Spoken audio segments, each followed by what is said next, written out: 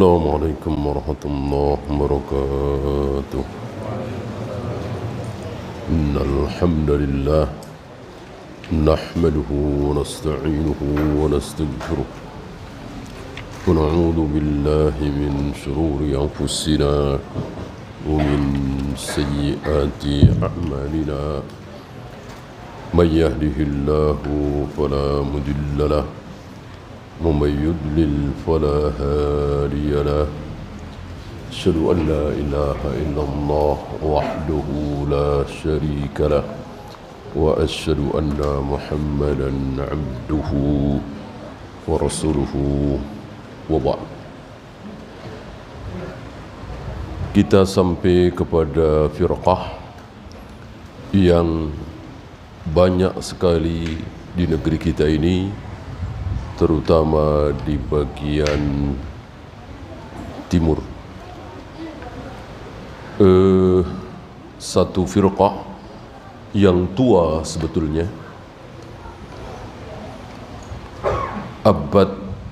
awal abad ketiga sudah mulai muncul. Para ulama menamakan firqah ini dengan batiniyah. Batin. Jadi menurut mereka, ini garis besarnya, nanti ada 8 macam ini yang beliau tulis, yang belum muncul di zaman beliau.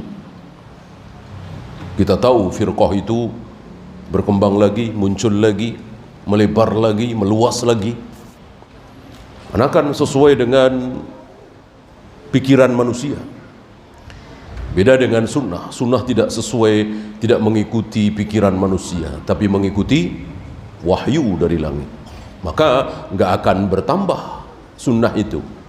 Yang ada justru berkurang. Maksudnya tidak dikenal oleh kaum muslimin hari ini apa yang dikenal oleh kaum muslimin 200 tahun yang lalu, 300 tahun yang lalu. Apa yang dikenal oleh para sahabat sudah tidak dikenal di zaman tabi'in misalnya. Ya. Seperti ucapan Abu Darda kemarin, ya kan? Abu Darda sahabat. Apa yang sama antara Rasul dengan kalian ini cuman satu, salat. Ini kan sigot mubalaghah luar biasa. Jadi menurut beliau Rasul dengan kalian itu beda, yang sama cuman salat saja. Ini kan dahsyat sekali. Bagaimana kalau beliau hidup hari ini? Kalau Abu Darda melihat kaum muslimin hari ini, solatnya, puasanya, dakwahnya, jihadnya, dan seterusnya, tentu berbeda luar biasa. Padahal yang benar cuman yang dicontohkan oleh Rasul dan para sahabat. Di luar itu pasti salah. Famadza ba'dal haqqi illa ad-dhalal. Di luar yang hak pasti sesat. Enggak ada kebenaran itu berbilang ini benar, ini juga benar, ini juga benar, ini juga benar. Tidak ada. Kebenaran cuma satu, yang mana yang pernah dilakukan oleh Rasul dan para sahabat, yang dicontohkan oleh Rasul dan para sahabat, yang difirmankan oleh Allah, disabdakan oleh Nabi SAW. Nah, intinya ajaran kebatinan ini, mereka beranggapan bahwa segala sesuatu yang zahir, salat misalnya, rukuk misalnya, sujud misalnya, melempar jumrah misalnya, mencium hajar aswad misalnya, itu ada batinnya. Ada batinnya. Apa maksud melempar jumrah? Begitu. Apa maksud melempar hajar aswad? Ada yang bilang sebetulnya kita sedang melempar setan. Ya. Kalau ngelempar setan ngapain pakai kerikil yang gede sekali ya? Ya, kalau enggak pistol. Ya. Ini mengada-ada. Yang kita lempar ini sebetulnya bukan batu, bukan jumrah, tetapi setan katanya. Ya, ini salah satu contoh ajaran batiniyah seperti itu. Padahal itu tidak pernah disabdakan oleh Nabi SAW. Sujud itu artinya apa? Rukuk itu hakikatnya apa? Ya, wudu tayamum itu batinnya apa?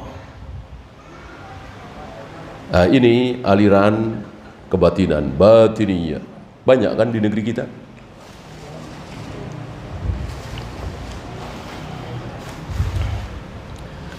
Kemarin kita bahas tentang majral lubbi minal qashar. Seperti inti dengan kulit, kulit dengan inti. Solat, rukuk, sujud, puasa, melempar jumrah, mencium hajar aswad, tawaf, sa'i, itu cuman kulit-kulitnya saja, kata mereka. Syariat itu cuman kulit. Nah, ada lubnya, ada intinya, ada intisarinya. Apa? Mulai ngarang. Tawaf itu anu, sa'i itu anu. Ya. Sesuatu yang tidak pernah diajarkan oleh Allah dan Rasulnya. Berarti mereka lebih pintar dari Allah dan Rasulnya.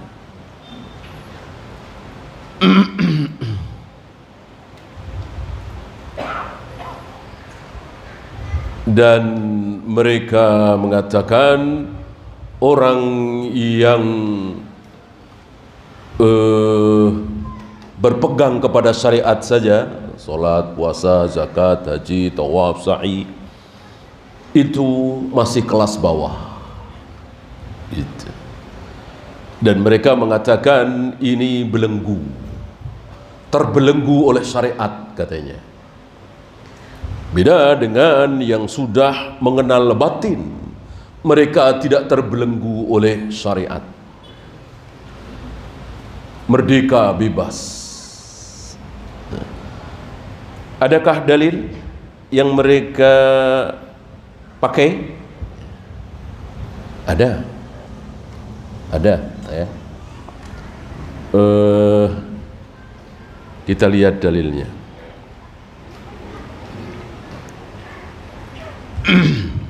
Surat Al-A'raf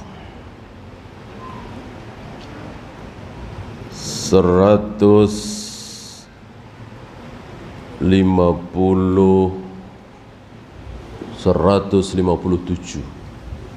ya. Kita lihat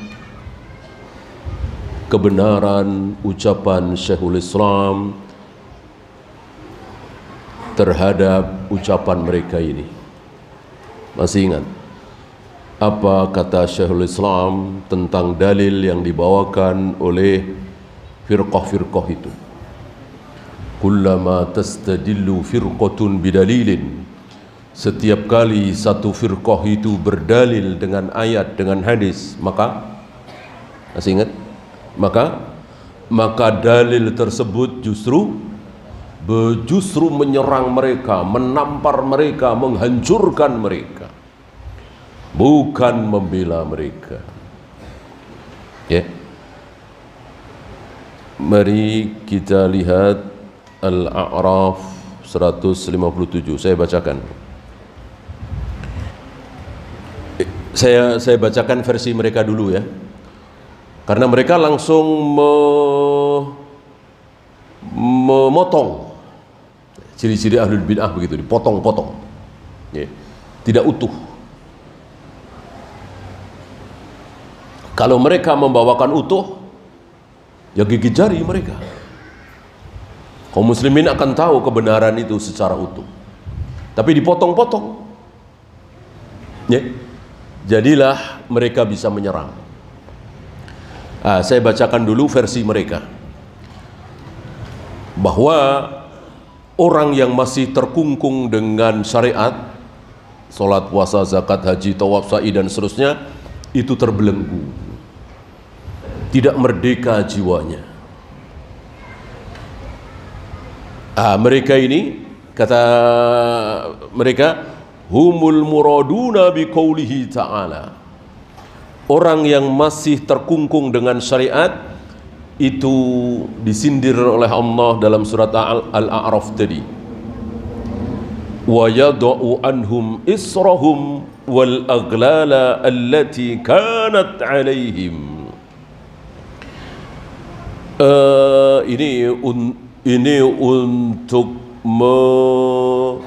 Ini untuk membela mereka bahwa kaum Batiniyah, kami kaum Batiniyah merdeka dari syariat itu, dan Allah yang menyatakan itu. Mana ini Al-A'raf 157. Wa yada'u anhum israhum, Allah telah mengangkat beban dari mereka, wal aglal, dan Allah telah mengangkat belenggu, allati kanat alaihim, yang selama ini membelenggu mereka. Apa yang terbelenggu oleh syariat katanya? Ini potongan Al-A'raf 157. Mari kita lihat, jangan yang potongan. Ya, kita kan nggak mau didikte kan oleh siapapun. Yang berhak mendikte kita hanya Allah dan Rasulnya. Jangan, ya, lakukan. Bunuh. Kalau Allah dan Rasulnya yang menyuruh, mendikte kita berhak. Injak. Sembelih. Ya. Tapi kalau yang bilang begitu guru kita, syekh kita, kiai kita, imam kita, nanti dulu. Berdasarkan dalil apa tidak? Kalau apa kata Allah, apa kata Rasulullah, memang itu dalil. Bagaimana kita mau mengelak? Seburuk apapun menurut versi manusia, seperti Nabi Ibrahim disuruh menyembelih putranya Ismail, ini kan buruk sekali. Tapi karena perintah Allah, tentu Nabi Ibrahim sami'na wa ata'na. Ya. Sekali lagi, kita tidak mau didikte oleh siapapun. Kita merdeka dari siapapun. Dari ulama manapun, dari syekh siapapun, kita merdeka. Kita hanya tidak merdeka dari Allah dan Rasulnya. Nah, mereka mengatakan seperti tadi. Sekilas jelas ya, Allah mengangkat beban dan belenggu yang selama ini membelenggu mereka. Yang dimaksud syariat. Mari kita lihat ayat utuhnya. Qala Allah Ta'ala, alladzina yattabi'una ar-rasula an-nabiyya al-ummiyya, orang-orang yang mengikuti Rasul, Nabi yang ummi. Siapa? Rasul, Nabi yang ummi siapa? Rasulullah Muhammad sallallahu alaihi wasallam. Orang-orang yang mengikuti Nabi Muhammad sallallahu alaihi wasallam, alladzi yajidunahu maktuban indahum, yang mereka dapati maktub. Apa maktub? Isim maf'ul dari kataba yaktubu, maktubun, maf'ulun, yang tertulis indahum, di kitab-kitab mereka. Jadi Rasulullah Muhammad sallallahu alaihi wasallam tidak tiba-tiba muncul aneh mengagetkan, tidak, itu sudah ada di kitab-kitab mereka. Di Taurat ada, di Injil ada, Al-Ahdul Qadim, Al-Ahdul Jadid, perjanjian lama, perjanjian baru. Nah, jika mereka mengikuti Nabi terakhir yang ummi, yang tidak bisa baca, tidak bisa menulis, bagaimana bisa baca, bagaimana bisa nulis, tidak ada guru yang pernah mengajari beliau. Satu-satunya guru beliau adalah Jibril, mengajarkan ilmu dari Allah Rabbul Alamin, ilmu yang dijamin benar tentunya. Fit Taurati wal Injil, mereka dapati nama Muhammad sallallahu alaihi wasallam, atau Ahmad, atau Al-Hashir, atau Al-Aqib. Ada beberapa nama beliau. Aku Ahmad, aku Muhammad, aku Al-Aqib, aku Al-Mahi, aku Al-Hashir. Ada beberapa nama. Al-Hashir pengumpul, karena seluruh manusia akan dikumpulkan di bawah telapak kaki beliau nanti pada hari kebangkitan. Artinya beliau manusia yang pertama kali dibangkitkan. Seluruh manusia bangkit setelah beliau dari arah kaki beliau, seolah-olah kumpul di telapak kaki beliau. Al-Aqib karena beliau Nabi terakhir. Al-Mahi karena beliau menghapus seluruh syariat yang pernah ada. Satu-satunya syariat yang boleh ada hanya syariat beliau. Tidak boleh ada syariat lain.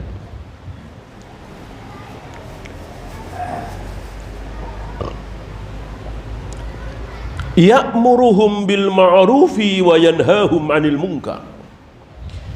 Dia Muhammad sallallahu alaihi wasallam memerintahkan kepada mereka yang ma'ruf, yang baik-baik, melarang mereka yang mungkar, yang buruk-buruk. Wa yuhillu lahumut thayyibat, dan dia menghalalkan yang thayyib-thayyib, yang bagus-bagus, yang baik-baik. Wa yuharrimu alaihimul khaba'ith, dan mengharamkan yang khabith, yang buruk. Jadi kalau itu buruk pasti diharamkan, atau bisa dibalik, kalau diharamkan pasti buruk. Kalau Nabi haramkan pasti buruk. Dengan demikian antum bisa menjawab pertanyaan, adakah kebaikan dalam sumsum babi? Antum yakin dengan ayat ini? Antum akan menjawab tegas, tidak ada. Adakah kebaikan dalam darah babi? Enggak ada.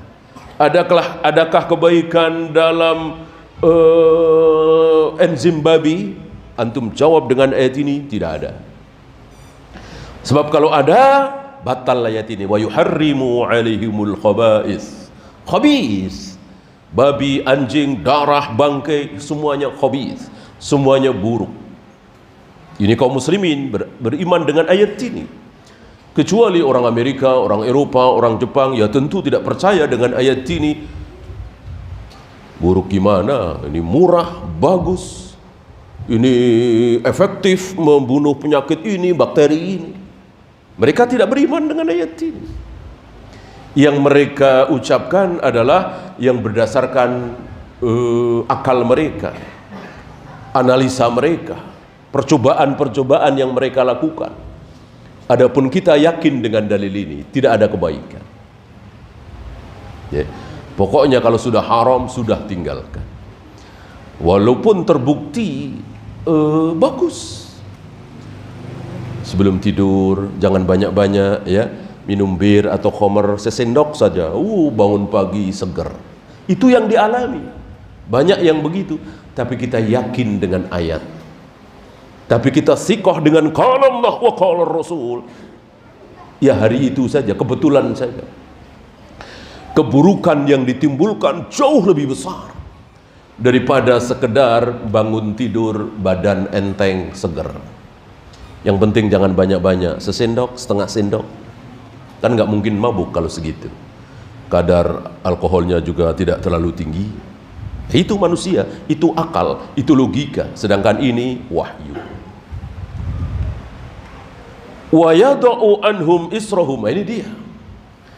Dan Allah mengangkat beban mereka, belenggu mereka yang selama ini membelenggu mereka. Membelenggu siapa? Mereka ini siapa? Siapa coba? Siapa? Tentu ahli kitab. Ini kan sedang berbicara tentang ahli kitab. Yang punya Taurat, yang baca Injil siapa? Ahlul kitab. Mereka selama ini terbelenggu jihad, perang, qital, capek-capek, dapat emas, dapat perak, disuruh bakar. Kan begitu. Ini belenggu kan? Nggak boleh. Ketika mereka jihad, ketika mereka perang, dapat ghanimah, rampasan perang, maka harus dimusnahkan, dibakar. Satu-satunya umat yang boleh memakai, memanfaatkan, menggunakan ghanimah, rampasan perang hanya umat Muhammad SAW. Ingat, 5 perbedaan mendasar antara beliau dengan nabi-nabi sebelum beliau. Salah satunya ini, ukhillat li al-ghanaim, dihalalkan untukku ghanimah, rampasan perang. Selain aku, nabi-nabi selain aku nggak boleh, haram. Ingat Nabi Yusha bin Nun yang ketika mau membakar rampasan perang itu, api tidak mau menyala karena ada yang gulul, ada yang menyembunyikan rampasan perang. Setelah dikeluarkan, baru api mau menyala membakar. Masih ingat yang disembunyikan? Emas sebesar kepala sapi harus dibakar. Ini kan belenggu sekali. Ya, belum yang mereka ada-adakan. Orang soleh, orang baik, laki-laki suci, laki-laki soleh tidak boleh nikah. Ini kan belenggu luar biasa. Diangkat oleh Islam, itu halal. Itu maksudnya. Ya.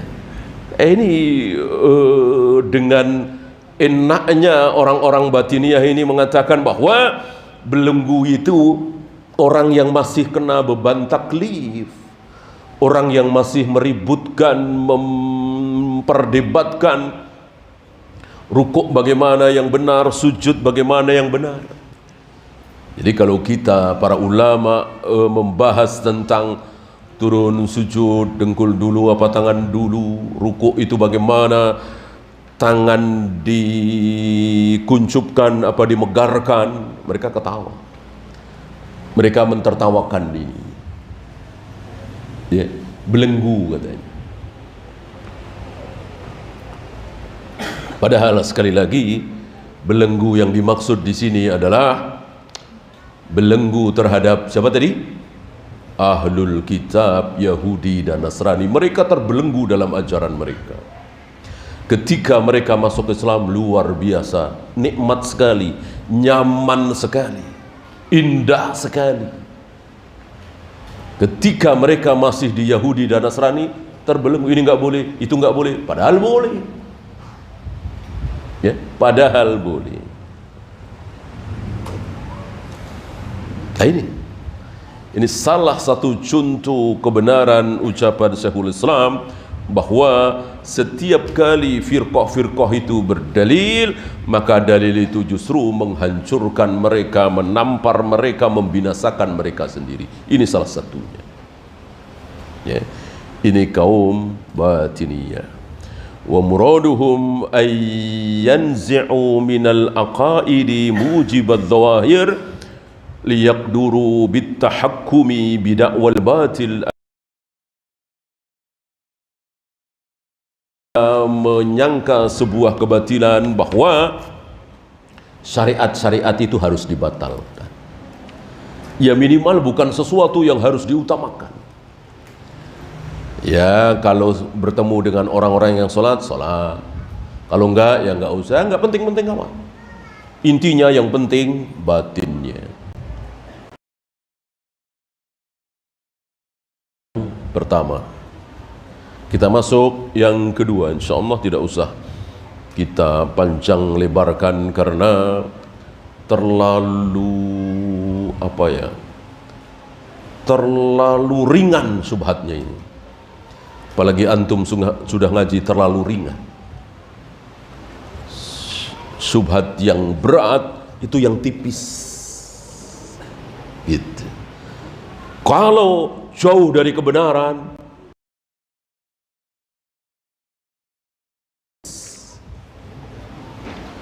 maka mudah-mudahan antum masih ingat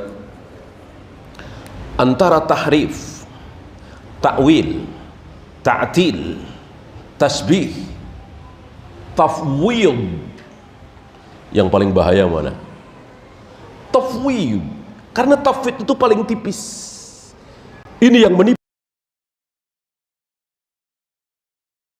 banyak kaum muslimin yang tidak tergoda. Ya, dari arti saja sudah membuat kita lari. Tahrif apa? Merubah-rubah. Masuk ayat dirubah, masuk sabda Nabi dirubah, gitu. Atau tasbih, sedikit sifat Allah. Allah itu punya tangan Allah persis seperti tangan kita. Saya kira hampir-hampir nggak ada hari ini. Ya. Allah itu punya wajah, wajahnya persis seperti wajah kita. Allah itu turun ke langit dunia, turunnya sama dengan turunnya kita waktu kita turun dari tingkat 5 ke tingkat 2 misalnya.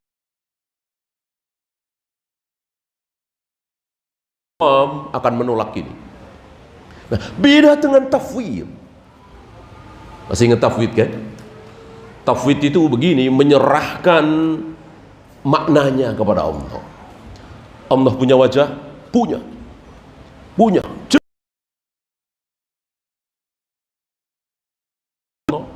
Aku hadapkan wajahku kepada wajah orang yang sedang sholat. Orang yang sedang sholat itu wajahnya berhadapan dengan wajahku. Ya. Mencari wajah Allah, mengharapkan. Dimaksud di sini bukan wajah menurut pengertian wajah dalam bahasa kita sehari-hari. Lalu apa? Wallahu a'lam. Nah, tipis sekali. Barangkali ada di antara antum yang terkecoh kalimat ini. Dan banyak yang terkecoh.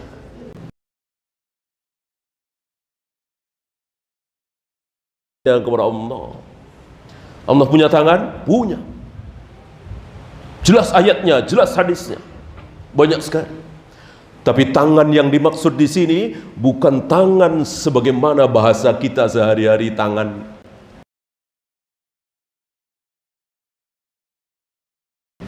Allah punya jari, jelas hadisnya.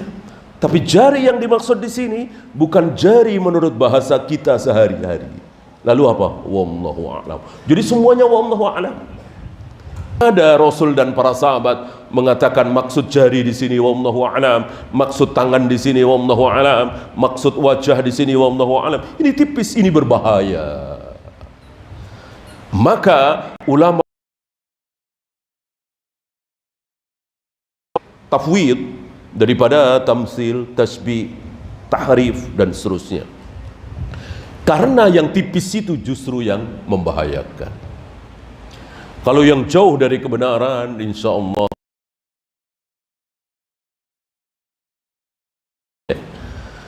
orang yang mengatakan wallahu a'lam, tangan wallahu a'lam, wajah wallahu a'lam, jelas keliru. Jangan antum terkecoh, oh berarti ini bagus mengatakan wallahu. Pertanyaan, tangan Allah seperti apa? Itu wallahu a'lam. Tangan Allah sebesar apa? Bentuk wajah Allah seperti apa? Itu wallahu a'lam. Tapi kita tahu wajah itu apa? Semua kita tahu tangan itu apa? Semua kita tahu jari itu apa? Nggak boleh bilang wallahu a'lam. Jari ya jari, tangan ya tangan, wajah ya wajah. Yang wallahu bentuknya bagaimana dan seterusnya, hakikatnya. Bukan maknanya. Makna jari semua orang tahu. Maka tidak ada arti jari, wajah, tangan. Ini tipis. Nah, untuk batiniyah ini insyaallah orang-orang awam saja kadang tahu.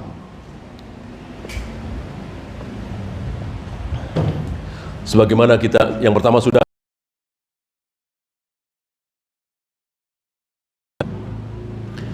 nama kedua Ismailiyah. Nama kedua Ismailiyah diambil dari nama Muhammad bin Ismail bin Ja'far.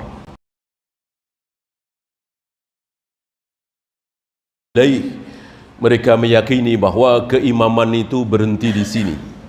Muhammad bin Ismail bin Ja'far.